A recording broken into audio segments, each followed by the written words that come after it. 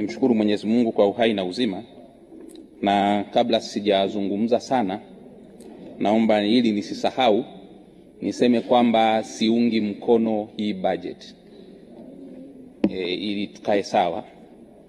Mheshimiwa Spika, nadhani kumbukumbu zinaonyesha umekuwa nikizungumza mara nyingi hapa nikisisitiza kwamba mimi ninatoka Sumve na jimbo la Sumve halina hata milimita moja ya lami. Tunazungumza hapa watu wazima, mawaziri mpo na serikali mnatuahidi, lakini hamtekelezi. Sasa ni vizuri tu Mheshimiwa Spika, sasa tugawane mbao, kila mmoja aendelee na mambo yake, kwa sababu mmeamua kutukwamisha kwa makusudi na kwa ujeuri, na mimi nitawakwamisheni leo kwenye bajeti yenu.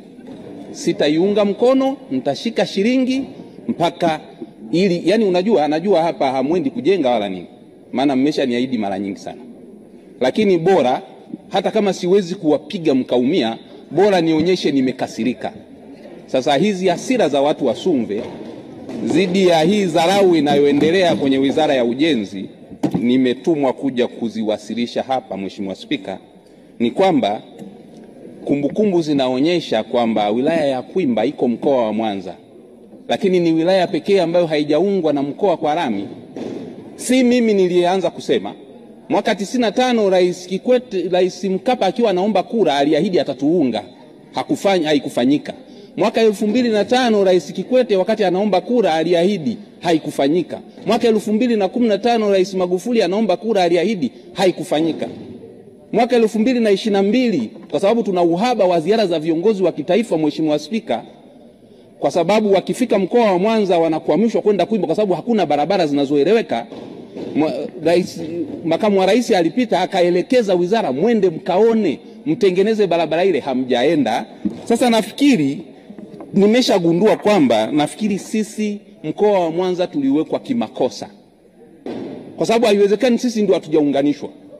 Na ukiangalia historia ya mkoa wa Nyanza, wilaya ya Kwimba ni wilaya kongwe. Katika wilaya za kwanza, Maswa, Kwimba, Msoma, Geita, wilaya ya Bukoba, wilaya ya Shinyanga na Mwanza yenyewe zina lami kasoro sisi.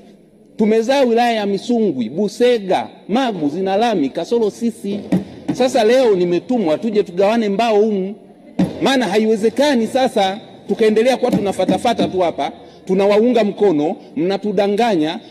Mheshimiwa Waziri, uongo wa wizara yako wameshiriki mawaziri wengi.